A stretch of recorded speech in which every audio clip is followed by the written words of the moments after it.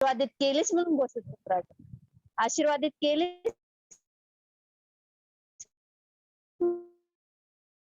म्हणून घोषित होत राजा. तर या मेसेज थ्रू देवप्पा त्यांच्याशी प्रत्येकाशी बोल माझ्या राजा. हे प्रभू देवप्पा या मीटिंगचं ध्येय जे आहे देवप्पा ते सक्सेस व्हावं देवप्पा, यशस्वी व्हावं देवप्पा. आणि देवप्पा अद्भुतरित्या देवप्पा तुझं राज्य वाढावे यासाठी प्रत्येकाच्या अंतकरणात तू कार्य कर देवप्पा. प्रत्येकाने सुसमाचार द्यावा देवप्पा आणि प्रत्येकाने पवित्र आत्म्याच्या सान्निध्यात चालावे यासाठी तू सहाय्याने मदत कर देवप्पा. येशूच्या गोड आणि पवित्र नामात मागते देवप्पा. Amen. Amen amen amen amen. Thank you sister. प्रभुला धन्यवाद और प्रभु का गौरव दिया कि जैसे कि आपने कहा एक मराठी सॉन्ग हम गाएंगे शुरुआत में. सो प्रभु को महिमा करेंगे, प्रभु को आदर करेंगे. एक मराठी सॉन्ग गाकर प्रभु की स्तुति करेंगे. बाद में पास्टर जी हमारे वचन में अगुवाई करेंगे. सो प्रभु को धन्यवाद हो. तर चला आपण एक मराठी गीत गाऊया आणि प्रभूला आपण धन्यवाद देऊया. प्रभूच्या मी स्तुती आणि प्रशंसा करूया. तर खूप जुनं गीत आहे आणि वामनराव टिळक यांनी लिहिलेलं हे गीत आहे आणि खूप अर्थपूर्ण सॉन्ग आहे. तर त्याच्यासाठी आपण प्रभूला धन्यवाद देऊ. सो मी विनंती करत आहे जे लोक जॉईन होत आहे ना तर कृपा करून आपले माइक्स त्वरित बंद करा जेणेकरून डिस्टर्बन्स होणार नाहीये मीटिंग्स मध्ये. सो सर्वांना सूचना आहे आपले माइक पहिल्यांदा बंद करून घ्या. ओके, देवाला गौरव असो. चला आपण एक गीत गाऊया, ईश्वराची दया किती. आणि खूप सुंदर गीत आहे आणि प्रभूने या गीताच्या द्वारे अनेकांच्या जीवनामध्ये प्रभूने काम केलेलं आहे. तर एक गीत गाऊया आणि आम्ही प्रभूला स्तुती करूया, आमचे नेत्र बंद करूया, आम्ही प्रभूला आराधना करूया काही समय. Jesus, hallelujah. Worship the holy name of God. Teri आराधना येशुवे आवश्यक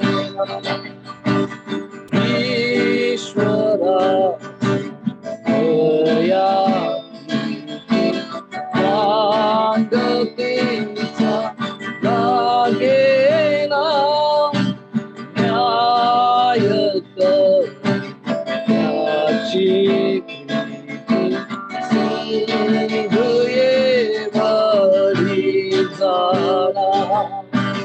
देव बोले प्रेमे बाकी माझ्या गरीबा बाकी माझ्या गरीबा देव बोले प्रेमे बाकी माझ्या गरीबा बाकी माझ्या गरीबा सर्व कष्टी जगदुःखी ओझियानी कनटी खुदा की दिव्य लोकी तेथे बसती देव बोले प्रेमे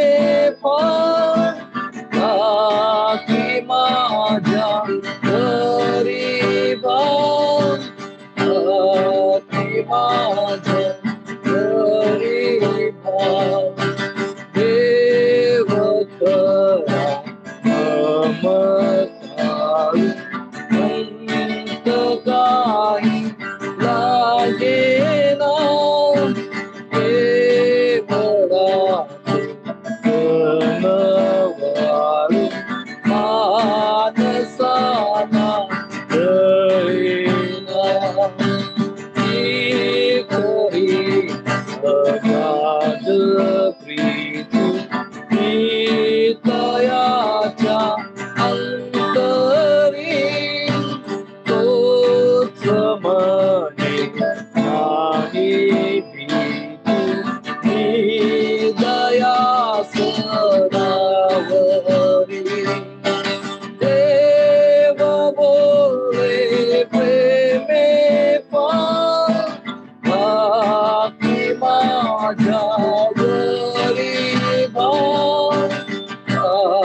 की माझ्या गरिबा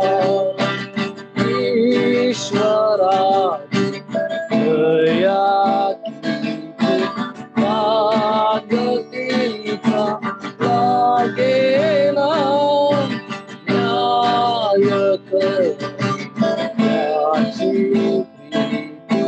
प्रीती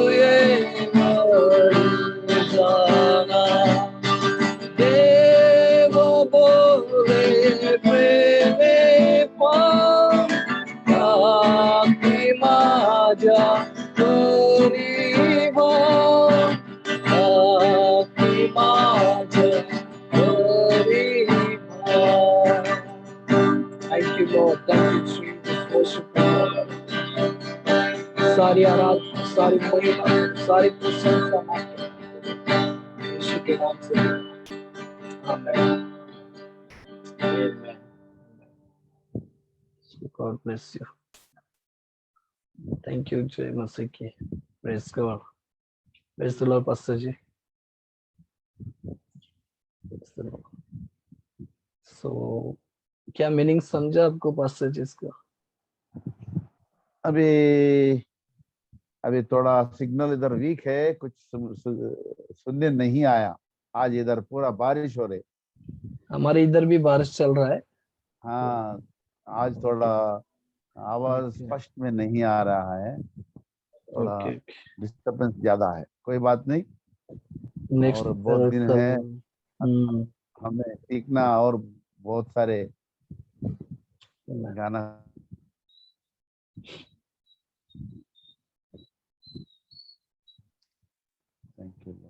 थैंक यू. तो प्रभु को धन्यवाद हो और वापस मैं परमेश्वर की महिमा करता हूँ. पास्टर अरुण कुमार जी हमारे बीच में है, तो उन्हें हमारे बीच में लेकर आए, इसके लिए मैं धन्यवाद देता हूँ और स्तुति करता हूँ.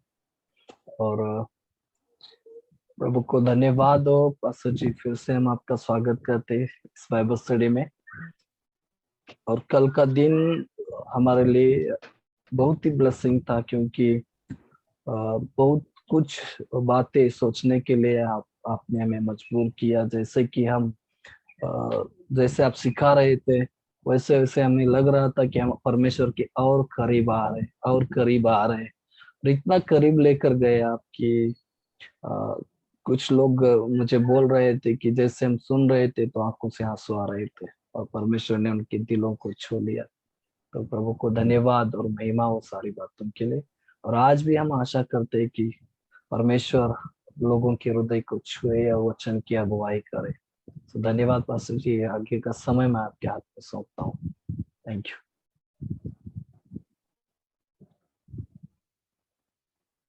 सभी को जय मसीह की. इस सुंदर समय हमको सौंपा है. Pastor anointed the minister of the lord pastor Avinash Kamble ji को मैं तहे दिल से शुक्रगुजार करता हूँ.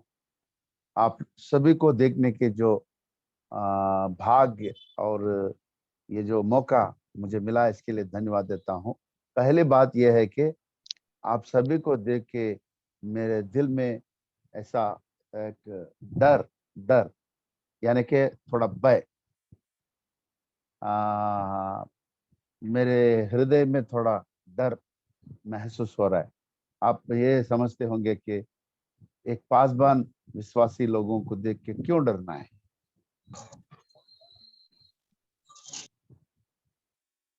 एक प्रभु का दास, एक प्रभु का सेवक जो विश्वास लोगों को देखकर क्यों डरना है. आप जो बात मैं आपको बता रहे, आपको समझ में आ रहा है क्या? मैं आपसे क्यों डरूं?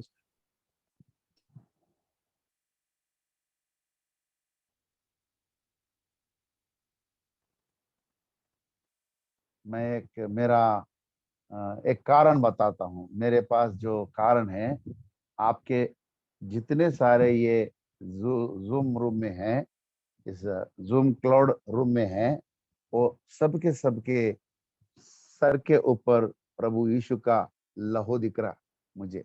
इसके लिए मैं थोड़ा डर के बैठा हूँ. अभी मेरा डरना अभी ये मानने की बात है नहीं। मेरा डरना न्याय है नहीं। I have a justified fear in my heart because you people are holding the blood of Jesus on your head, on your life. So that's why my heart a little bit trembled. थोड़ा डर के साथ मैं आप लोगों से वचन सुनाने के लिए तैयार हो रहा हूं। चलो, कल के दिन हमने प्रभु का बुलाहट के बारे में थोड़ा बहुत हम थोड़ा बहुत हमने सीखा है। क्योंकि जब परमेश्वर हमसे बात करता है तो तू बोल के जब बात करता है तो थोड़ा दूर ही रहता है। जब परमेश्वर हमसे तू मेरा है ऐसी बात प्रभु, जब परमेश्वर हमसे पुकारता है तो परमेश्वर के और हमारे बीच में जो फासला है, जो दूरी है, वो कम हो जा रहा है। इसके बारे में हमने परमेश्वर की बुलाहट के बारे में थोड़ा बहुत हमने सीख पाई है। आज दूसरे विषय के ऊपर हम जाते हैं, वो भी प्रभु का बुलाहट के बारे में ही। प्रभु के बुलाहट में बहुत सारे तरीके होते हैं, लेकिन कल हमने दो चीजों के बारे में हमने जानकारी ली। आज दूसरे तरफ हम जाते हैं। जब हम यह विश्वास करते हैं कि परमेश्वर केवल मुझसे ही अपने आवाज सुनाया, जब परमेश्वर के हमारे बीच में जो दूरी कम हो जाती है, जब परमेश्वर का वचन को हम दूसरा सबसे बात कर रहे बल्कि जब हम समझते हैं तो हमारे बीच और परमेश्वर के बीच में दूर बढ़ जाती है। और आज दूसरा विषय के ऊपर हम चर्चा करेंगे। उदाहरण के लिए अभी हम पौलुस का रोमियो की पत्री अध्याय 4 और 17 वचन।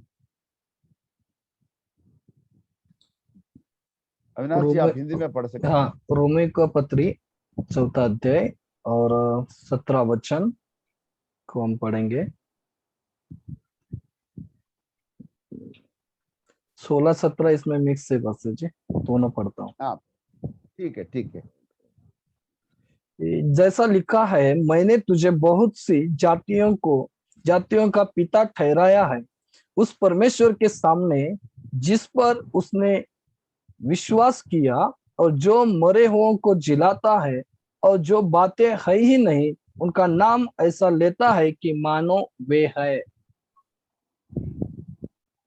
सही है। इस वचन से ये बात हमको साबित हो रही है कि जो वहां पर जिनका अस्तित्व नहीं है, जो चीज वहां पर नहीं है, जो बातें परमेश्वर के मुंह से या जबान से बाहर आ रहे हैं, जहां वहां कुछ चीज नहीं है, कुछ नाम ही नहीं है, लेकिन मानो के वे है।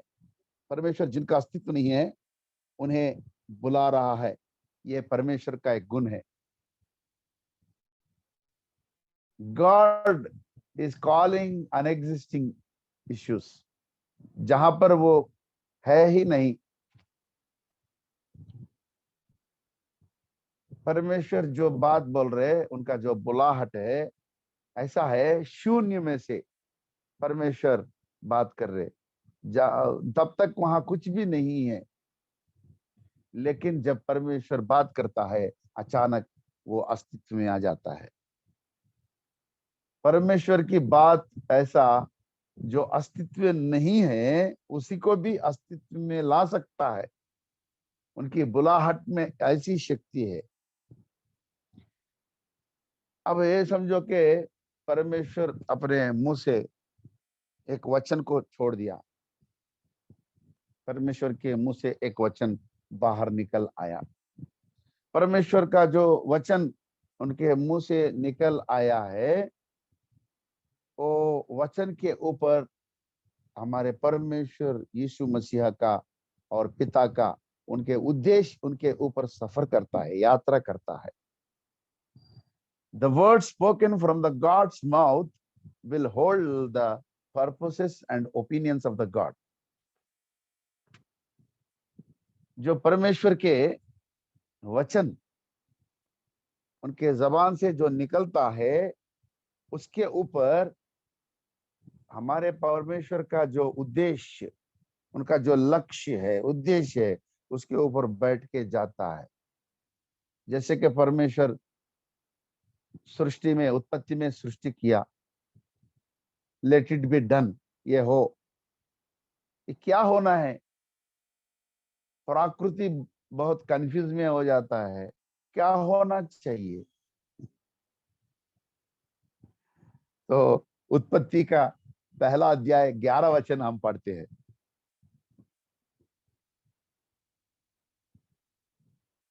उत्पत्ति का पहला अध्याय 11 वचन। उत्पत्ति का पहला अध्याय और 11 वचन। फिर परमेश्वर ने कहा, पृथ्वी से हरी घास तथा बीज वाले छोटे छोटे पेड़ और फलदायी वृक्ष भी, जिनके बीज उन्हीं में एक एक की जाति के अनुसार होते हैं, पृथ्वी पर उगे, और वैसा ही हो गया।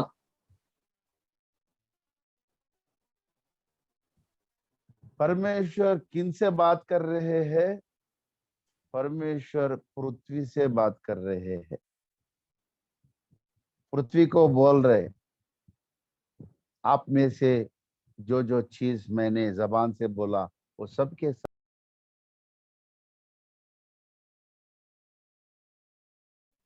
ये एक सुंदर दृश्य है। वहां पर परमेश्वर जो वाणी है, जो वचन है, वो परमेश्वर है। वो परमेश्वर अपने परमेश्वर वचन से वचन को भेज रहे हैं। और इधर पृथ्वी है, और पृथ्वी को हम भारतीय लोग यह मानते हैं कि धरती माता, हम मानते हैं कि नहीं? आप आवाज नहीं दे रहे। पृथ्वी को हम क्या मानते हैं? धरती माता के नाम से हम जानते हैं। तो इस पृथ्वी से परमेश्वर बात कर रहे हैं। एशिया का किताब में पहला अध्याय 2 वचन में परमेश्वर कैसे बात कर रहे हैं, देखो एक बार।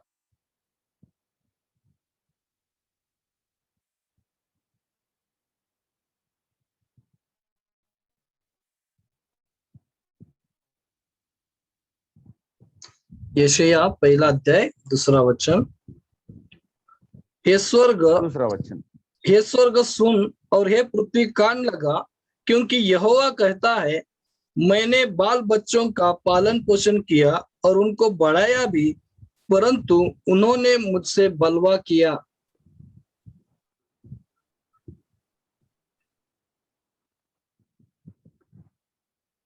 परमेश्वर इधर ऐसे बात पृथ्वी से बात कर रहे हैं कि तेरे कान, मेरा सवाल है, पृथ्वी को कान कहां से है? My question, does earth have ears?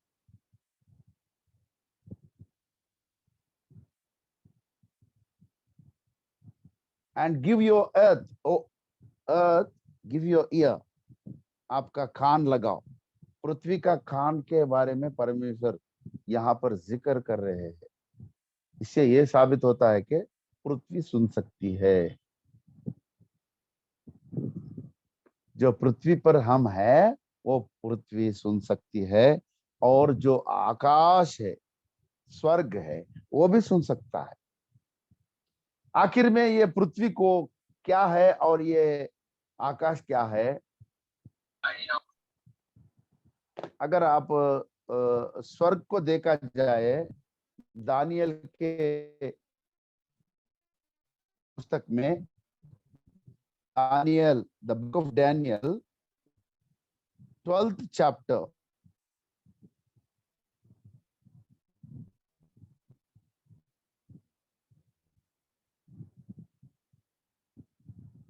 12 अध्याय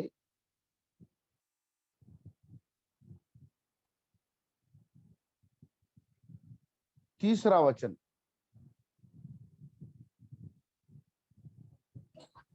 दानियल का 12वां अध्याय 3 वचन। तब बुद्धिमानों की चमक आकाश मंडल की सी होगी, और जो बहुतों को धर्मी बनाते हैं वे सर्वदा तारों के समान प्रकाशमान रहेंगे। ये कौन है तारों के समान प्रकाशमान रहते हैं और आकाश मंडल में रहते हैं? ये कौन है? ये बुद्धिमान लोग कौन है? बहुत सारे लोगों को धर्मी बनाते हैं और सर्वदा उनकी प्रकाशमान प्रकाशमान जिंदगी रहती है। वो आकाश के मंडल में वो चमकते हैं। ये कौन है? यहाँ आकाश मंडल जो चीज है, ये आकाश मंडल दूसरा कोई नहीं, ये तो चर्च ऑफ द लॉर्ड है। The church of the lord is known as heaven, and the earth is known as also the church. अभी हमारे कलेसियों को बाइबल स्वर्ग से बात कर रहे। क्या कुछ सवाल पूछा कोई? Anybody is asking question?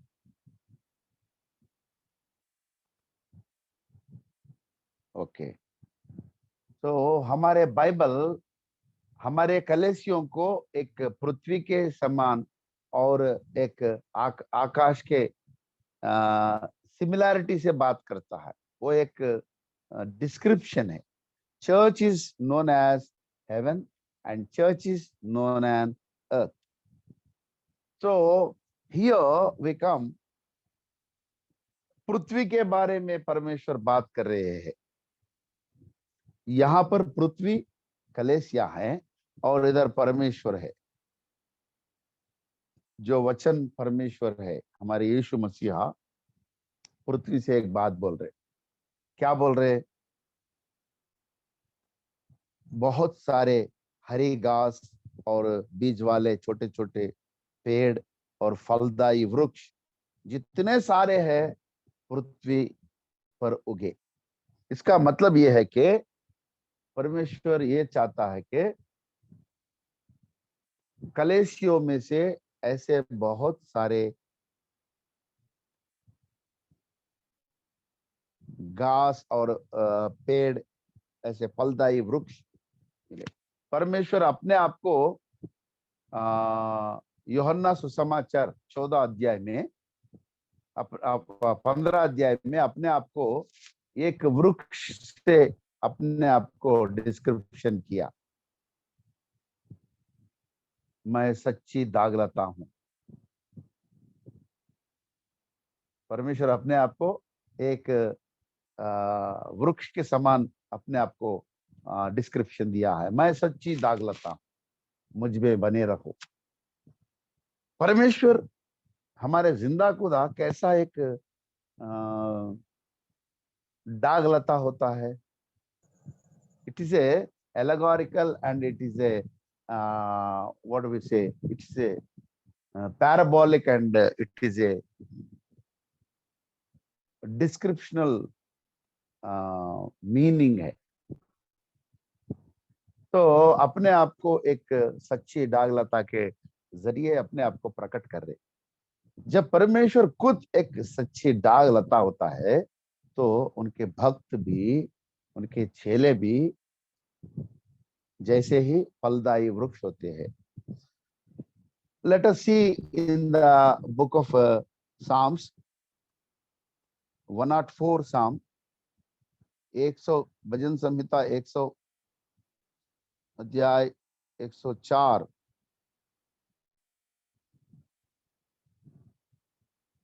भजन संहिता 104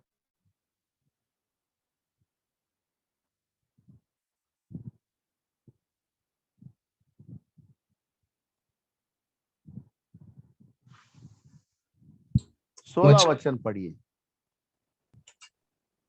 वचन स्तोत्र 104:16 वचन। यहोवा के वृक्ष 16 वचन।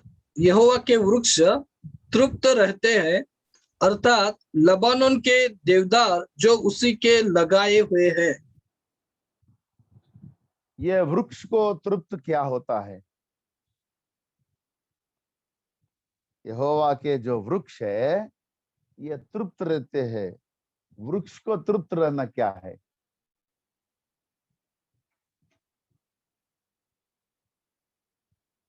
मेरा सवाल आपसे है, ये कौन से वृक्ष है जो तृप्त रहते हैं? What are the trees that are full of sap? They have a satisfaction. My question, does trees have satisfaction?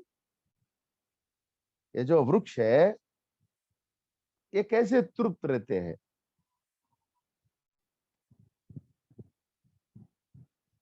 Jesus, he himself described, I am the lamb. परमेश्वर अपने आप को एक शीप लैम्ब के जैसा अपने आप को परिचय दिया है।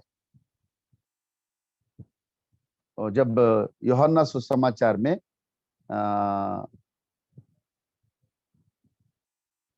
पहला अध्याय में, यूहन्ना सुसमाचार पहला अध्याय वर्स 29,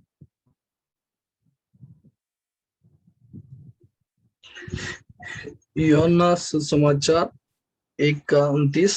दूसरे दिन उसने यीशु को अपनी ओर आते देखकर कहा, देखो यह परमेश्वर का मेमना है जो जगत के पाप हरता है।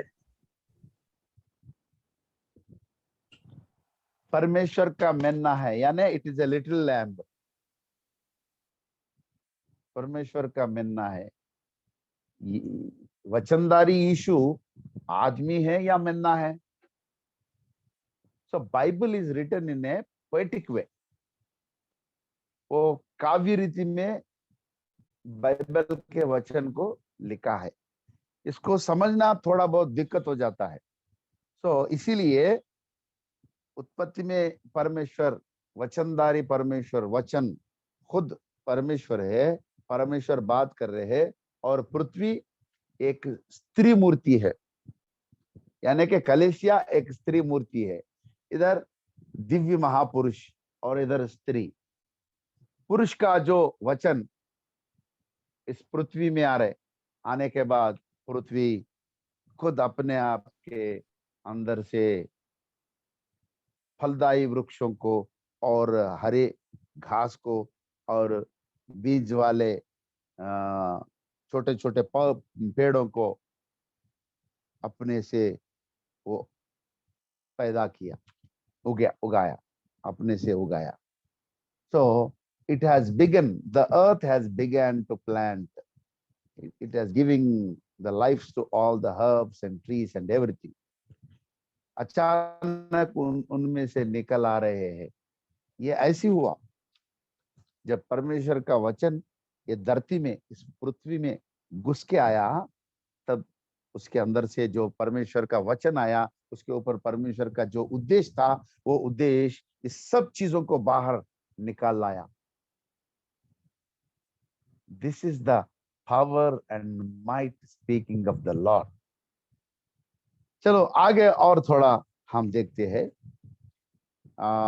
यूहन्ना सुसमाचार 31वां अध्याय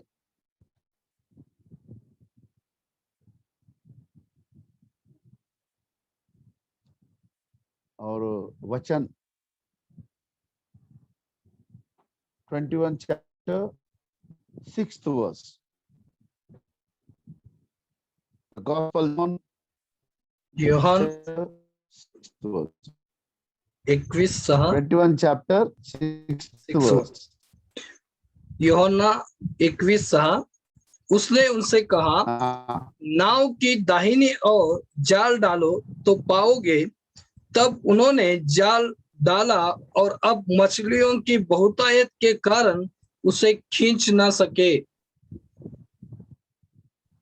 हाँ, अगर इस अध्याय में एक वचन देखे तो परमेश्वर, हाँ, जितने सारे बच्चे हैं, पत्रोस और जो वो समुद्र में फिर से उतरे, वो गलीली समुद्र में फिर से उतरे, उनसे वो रात तमाम मच्छी मच्छी को पकड़ते रहे, लेकिन उनका जो प्रयास था वो अधूरा हो गया, एक मच्छी भी नहीं पकड़ सके। और रात तमाम कुछ ना पकड़ा, बहुत सारे प्रयास किया लेकिन बेकार का प्रयास था। और सुबह होते ही वहां किनारे के पास प्रभु यीशु मसीहा और वहां पर खड़ा हुआ था। ये लोग उनको पहचान नहीं सके जब परमेश्वर उनसे ये बात कर रहे हैं कि हे बालकों, क्या तुम्हारे पास कुछ खाने को है? उन्होंने उत्तर की नहीं। जब परमेश्वर उनसे कहा, नाव की दाहिने और जाल डालो, नाव के दाहिने ओर, cast thy net at the right side of the ship, आपके दाहिने तरफ जाल को डालो। वहां जब समय क्या हो रहा था, आप वचन 4 में देखो,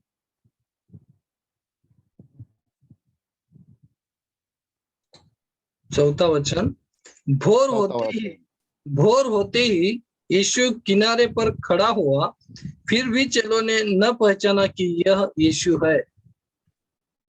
भोर का समय था। वो क्या था? सुबह का समय था, प्रातः काल था, एकदम अभी अभी रोशनी आ रहा था सूरज का। और जैसे कि मछली पकड़ने वाले,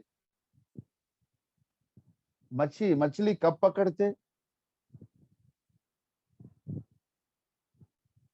मछली पकड़ने वाले कब मछली पकड़ते हैं? रात में। सुबह या रात में? रात में पकड़ते हैं। ये रात का समय, ये बहुत कोशिश किया लेकिन नहीं पकड़े पाए।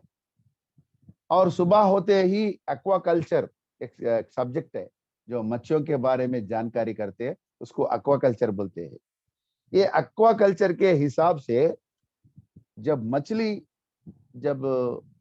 सुबह के समय में बहुत गहरे समुद्र में या गहरे पानी में निकल जाता है, दरिया के पास नहीं रहते, बहुत अंदर गहरा जगह पर जाके छुपके रहते हैं। This is the secret of aquaculture. नहीं आते बाहर, सुबह सुबह समय पे मछली दरिया के पास, किनारे के पास नहीं आता है। आप कौन से भी जो मछली पकड़ने वाले उनसे पूछ सकते हैं, लेकिन जब प्रभु ईश्वर ने अपने चेलों से बोला कि दाहिने तरफ जाल डालो, परमेश्वर अपने चेलों को बोला दाहिने तरफ जाल डालो, लेकिन उनका जो सृजनहार है मछली का, वो उस बात को सुन लिया। अरे हमारे परमेश्वर, हमारे सृजनहार दाहिने तरफ जाल डालो बोल के बोला, अगर हम नहीं गए तो उनका बात वचन अधूरा हो जाएगा। चलो, सब के सब निकल जाते, सब निकल आए और जाल में फंस गए। कितने मछली वहां पे था, एक बार पढ़िए पास्टर।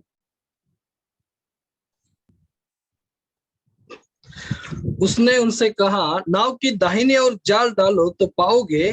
तब उन्होंने जाल डाला और अब मछलियों की बहुतायत के कारण उसे खींच न सके। बहुतायत से मछलियां थी, खींच ना सके। हाँ, और 8वां वचन में, परंतु और छेले डोगी पर मछलियों से भरा हुआ जाल खींचने हुए आए, क्योंकि वे किनारे से अधिक दूर नहीं, कोई 200 हाथ पर थे। और यहाँ 11 वचन में पढ़ो। 11 वचन, शमौन पतरस ने डोंगी पर चढ़कर 153 बड़ी मछलियों से भरा हुआ जाल किनारे पर खींचा और इतनी मछलियां होने पर भी जाल न फटा। 153 ये बड़ी देखो कितना बड़ी मछलियां उनके जिंदगी में भी कभी नहीं पकड़ी। जब परमेश्वर ने अपने मुंह से एक वचन बोला कि दाहिने तरफ आप जाल डालो, सो परमेश्वर का जो वचन के ऊपर उनका उद्देश्य यह था कि 153 153 बड़े बड़े बड़े बड़े मछलियां आके वहां पर गिर पड़े। उनका उद्देश्य वो था, लेकिन वचन क्या, दाहिने तरफ जाल डालो। हम वचन को सुनते हैं लेकिन उसका उद्देश्य को नहीं सुनते हैं। We often listen the word, keep thy net at the right side. यही तो बात वहां पर लिखा है, दाहिने तरफ जाल डालो। वहां कुछ मछलियों को जो आज्ञा दिए जैसा कुछ है क्या इधर? परमेश्वर मछलियों को कुछ बोला कि आके जाल में फंसे? परमेश्वर कुछ न बोले मछलियों के साथ, लेकिन जो वचन है उनका गहरे भाव को हम समझना है। 6 लोगों को समझ में नहीं आया, लेकिन मछलियों को समझ में आया।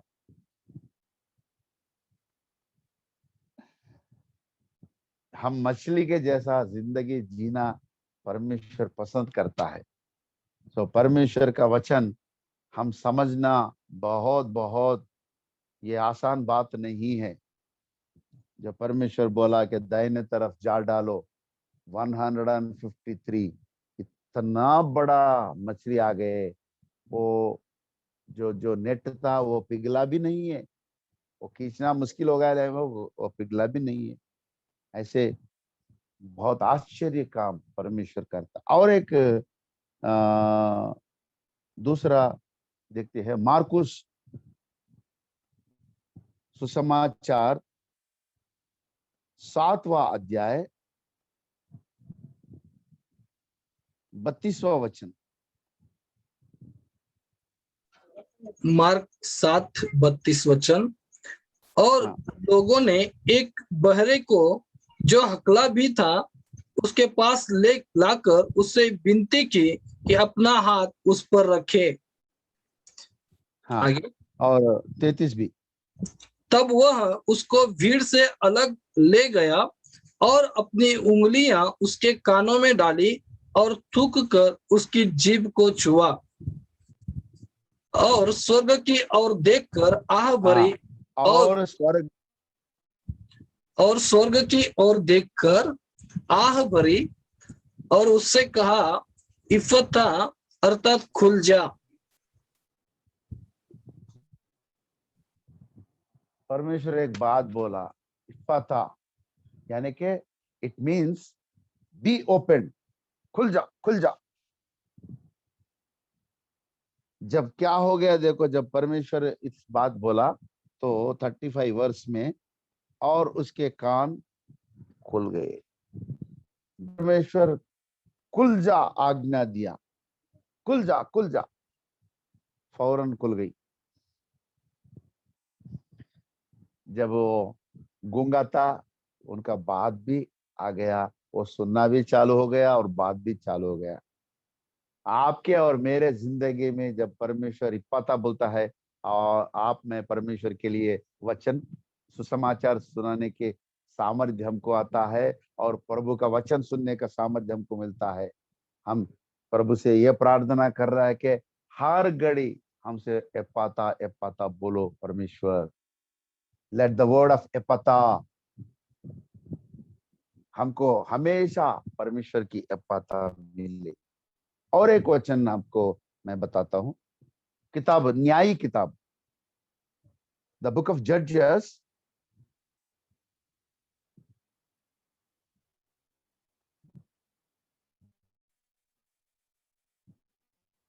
सिक्स्थ चैप्टर, वर्ड 11 और 12 वचन। फिर यहोवा का दूत आकर उस बांज वृक्ष के तले बैठ गया जो ओप्रा में अबीएजेरी योआश का था, और उसका पुत्र गिदोन एक दाखरस के कुंड में गेहूं इसलिए झाड़ रहा था कि उसे मिद्यानियों से छिपा रखे। उसको यहोवा के दूत ने दर्शन देकर कहा, हे शूरवीर सुरमा, यहोवा तेरे संग है। अब इधर मेरे को एक बात समझ में नहीं आया है। जो मिद्यानों से डरकर छुप गए, 11 वचन में गिदयोन क्या कर रहे हैं?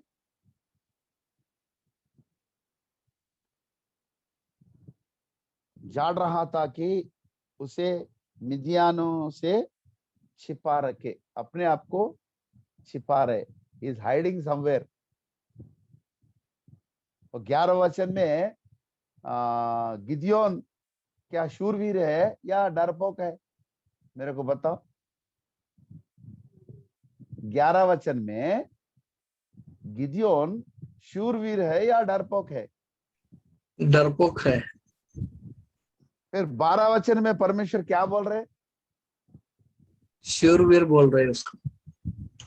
जब परमेश्वर उनको शूरवीर बोला, उनका डरपोक पूरा निकल गया और वो मिद्यानियों से लड़कर परमेश्वर का जो तलवार उनके हाथ में आ गया और 32,000 पीपल को वो खत्म कर दिया। जब तक वो एक जो डर के मारे रहते, उनको क्या बोलते हैं हिंदी में?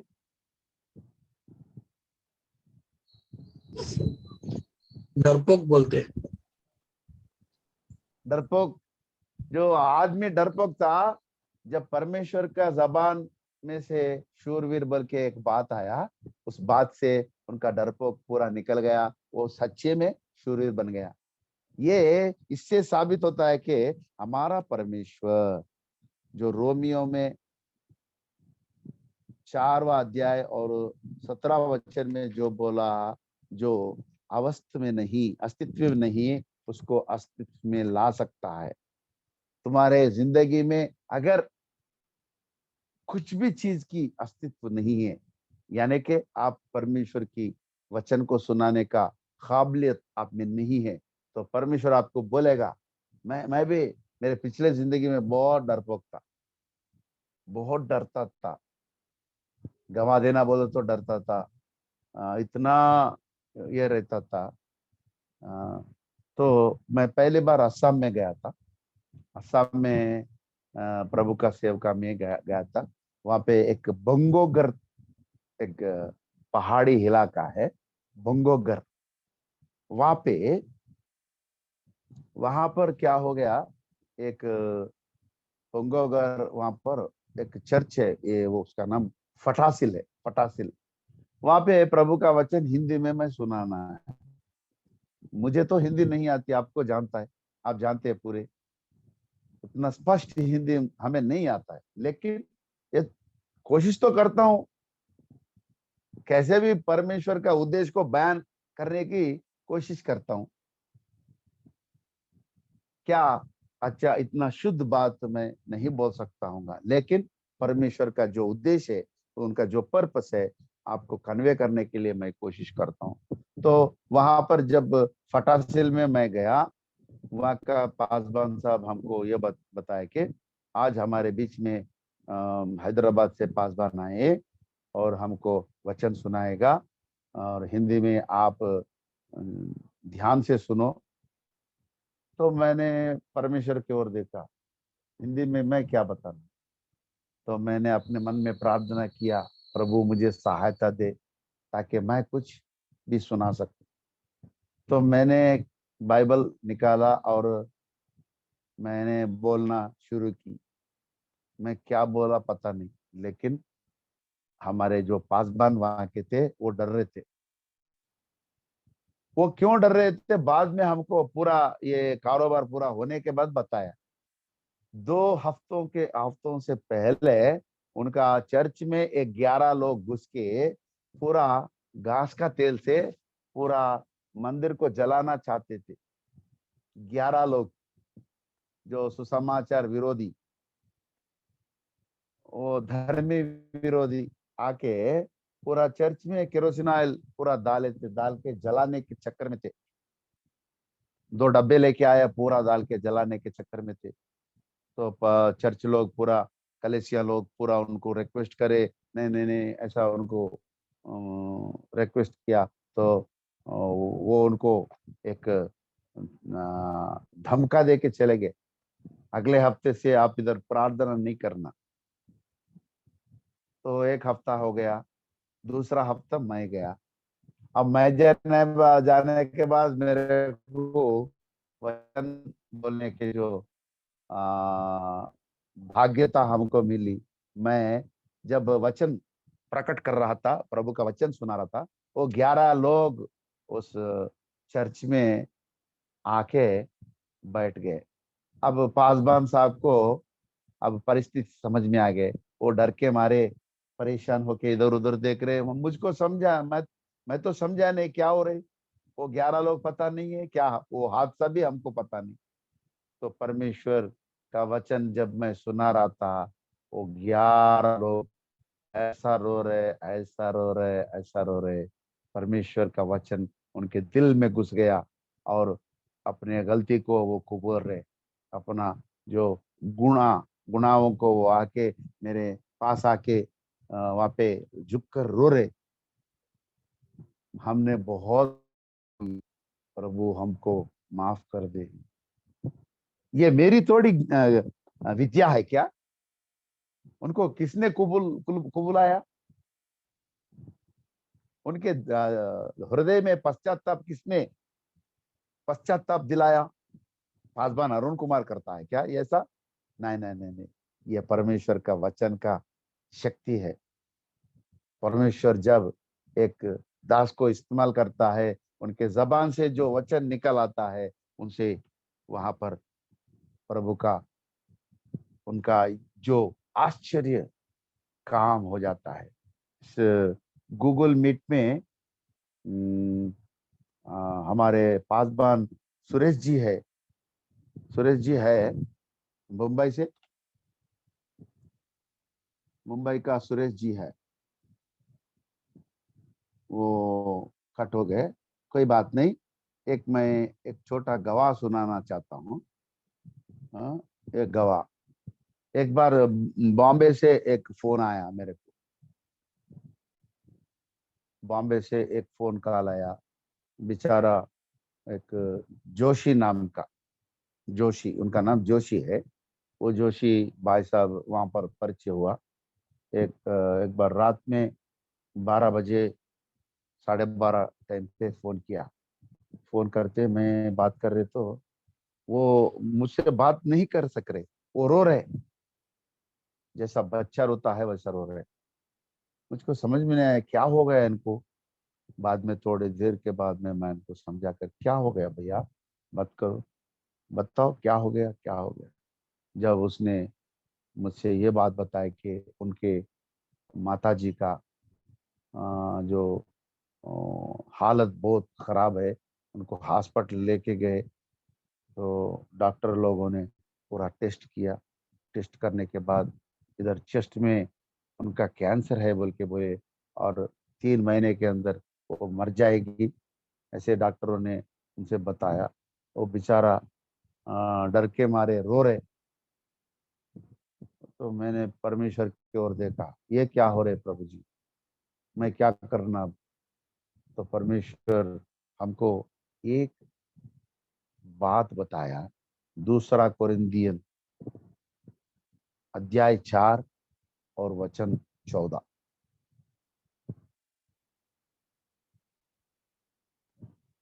2 कोरिन्थ 14 अध्याय 14 वचन। क्योंकि हम जानते 14 हैं वचन। क्योंकि हम जानते हैं जिसने प्रभु यीशु को जिलाया, वही हमें भी यीशु में भागी जानकर जिलाएगा और तुम्हारे साथ अपने सामने उपस्थित करेगा।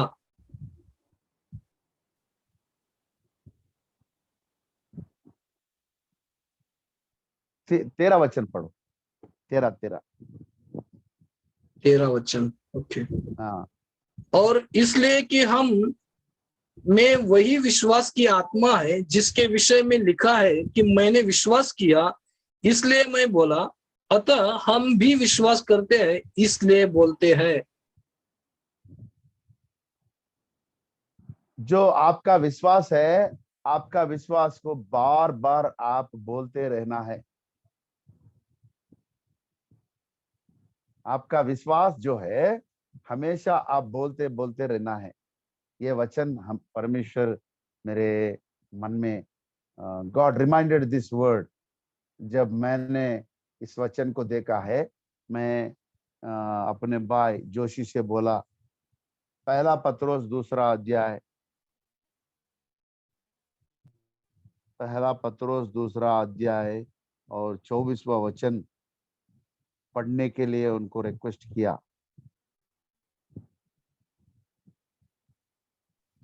पहला पत्रुस 2:24, वह आप ही हमारे पापों को अपनी देह पर लिए हुए क्रूस पर चढ़ गया, जिससे हम पापों के लिए मर करके धार्मिकता के लिए जीवन बिताएं, उसी के मार खाने से तुम चंगे हुए। अगर आपका विश्वास है यीशु मसीह के मार खाने से हमें या आपकी माता को चंगाई मिल सकता है क्या? प्रभु का वचन ये बता रहे कि उनके मार खाने से तुम्हें चंगाई हुए। चंगाई मिलता नहीं, चंगाई हुए। You are already healed, by whose stripes you are healed. जिनका जो मार खाने से आप चंगे हो गए, चंगे होंगे नहीं, चंगे हुए हैं। ये अगर आपका विश्वास है, यही विश्वास आप रखो, यही विश्वास से बोलो, परमेश्वर आपके मार खाने से मेरी मम्मी को चंगाई हो गई। परमेश्वर आपके मार खाने से मेरी मम्मी का चंगाई हो गई। ये ऐसे 10 बार 20 बार मैं उनके जबान से बोलने की मैं प्रेशर किया। बाद में 2 दिन के बाद उस जोशी भाई ने हमको फोन किया, उनका मम्मी का रिपोर्ट नॉर्मल आ गया, कैंसर नहीं, कुछ नहीं, कैंसर इज कैंसल्ड। ये देखो, परमेश्वर की जो बात बाइबल में है वो बात हमारे जबान में आना है। परमेश्वर की बात में शक्ति है, परमेश्वर की बातों में प्रचंडता है, परमेश्वर की बात में ऐसी सामर्थ्य है जो चीज उपस्थिति में नहीं है, जो अवस्था उपस्थिति में नहीं है, जो स्थिति, जो परमेश्वर का वचन जो अस्तित्व में जो चीज भी नहीं है उसको ला सकता है। उस जोशी भाई साहब के माता जी का जो तंदुरुस्ती जब अस्तित्व नहीं था वो पूरा बिगड़ गया। कैंसर था लेकिन जो अस्तित्व में चंगाई नहीं थी, उस अस्तित्व को परमेश्वर का वचन फिर वापस लेके आया।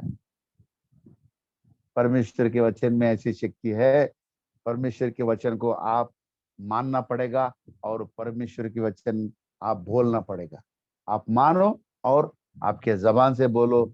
आप इतना सारा मिराकिल्स आपके जिंदगी में देखोगे, आप यकीन नहीं करोगे, ऐसे मालामाल परमेश्वर का वचन हमारे जिंदगी में करेगा। ऐसी महान आश्चर्यकारी और महत्वपूर्ण चीजें बहुत सारे हमारे जिंदगी में हम आगे आगे देखते रहेंगे।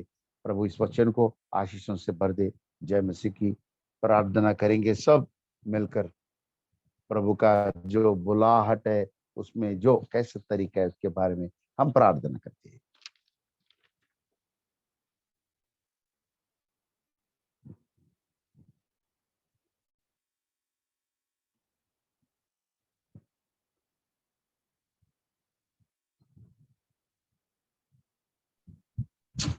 उनके पास जी बहुत ही आशीष वचन था हमारे लिए।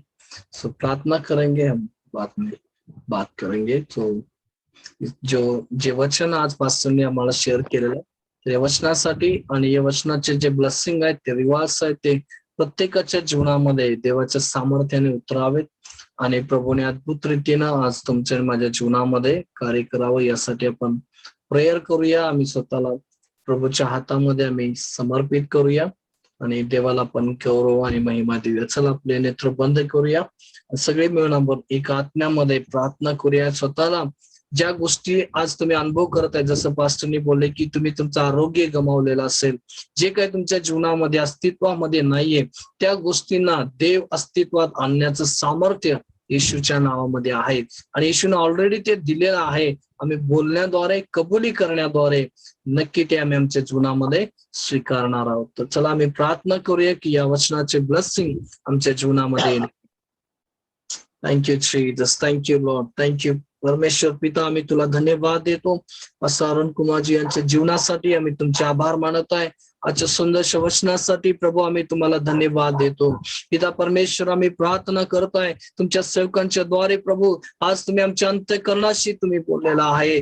पिता, ज्या ज्या गोष्टी अस्तित्वामध्ये नाहीत प्रभू, त्यांना तुम्ही असल्यासारखं नाव घेऊन तुम्ही बोलवता प्रभू. आम्ही प्रार्थना करत आहे येशू प्रभूच्या नावामध्ये फक्त आम्ही वचन ऐकणारे नव्हे, पण त्या वचनाप्रमाणे कार्य करण्यासाठी, जसं की परमेश्वर वचनामध्ये म्हणलेलं आहे की पेत्राला ती जाळी त्या डाव्या बाजूला टाकण्यासाठी, पण जेव्हा परमेश्वर त्याने टाकलं, त्या माशाने तुझा आवाज ऐकला. पिता, आम्ही प्रार्थना करताय की परमेश्वर अशाच प्रकारे आज आमच्या जीवनामध्ये आम्ही तुझी वाणी ऐकावे आणि ते ऐकावं एवढंच नव्हे, पण ज्या उद्देशानं तुझं वचन आमच्यापर्यंत आलेलं आहे तो हेतू आमच्या जीवनामध्ये पूर्णतेस जावा, यासाठी आम्ही प्रार्थना करत आहे. पिता येशूच्या नावामध्ये ज्या ज्या गोष्टी अस्तित्वामध्ये नाहीयेत, फायनान्स मध्ये आम्ही प्रेयर करत आहे पिता परमेश्वर, त्यांच्या आरोग्यामध्ये प्रभू परमेश्वर, जे जे लोक स्ट्रगल्स करत आहे हर एक संघर्षामध्ये, पिता तुझं वाणी, तुझा शब्द त्यांच्या कानावरती येऊ दे. पवित्र आत्म्याच्या सामर्थ्याने प्रभू तुम्ही कार्य करा अशी विनंती करत, वचनाद्वारे तुम्ही आम्हाला ब्लेस केला, तुमचे आभार मानतो. येशूच्या सामर्थ्य नावाने मागतो पिता, आमेन, आमेन. सो आमेन. गॉड ब्लेस यू पास्टर जी, और बहुत ही वचन के द्वारा हम आशीषित हुए. Thank you pastor. प्रभु को महिमा हो, प्रभु को धन्यवाद हो. और जर कोणाला बोलायचं असेल, काही विचारायचं असेल तर विचारू शकता. तुमचे माइक्स मी ऑन केलेले आहेत. जे काय आज आपण शिकलेलं आहे त्याच्याबद्दल जर तुम्हाला काही बोलायचं आहे तर, किंवा ब्लेस झालेला आहे, आशीर्वादित झालेला आहे, वेळ न घालवता बोलू शकता.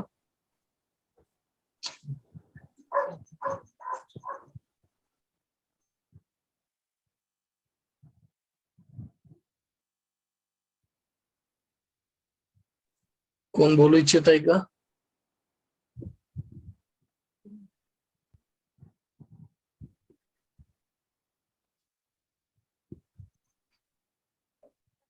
ठीक आहे.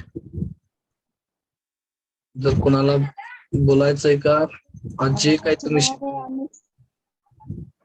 हिंदीमध्ये बोला म्हणजे समजेल. वचनाने आज आम्ही आशीर्वादित झालो. हिंदीमध्ये बोला. आज का जो वचन था उससे हम ब्लेस हो गए, क्योंकि जो मतलब जो अस्तित्व में नहीं है वो परमेश्वर का वचन अस्तित्व में ला सकता है. मतलब हम जब प्रार्थना करेंगे तो वो सब कुछ सकता है. तो ये बहुत अच्छा था कि हर एक एग्जाम्पल अच्छे से उन्होंने बताया और हम ब्लेस हो गए. Thank you pastor. Thank you sister, thank you so much. Thank you sister, thank you. और कोई है जो बात करना चाहता है? नहीं तो फिर हम एंड करेंगे.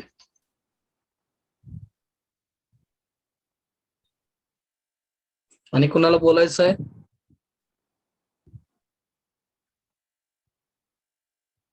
एक पास साहब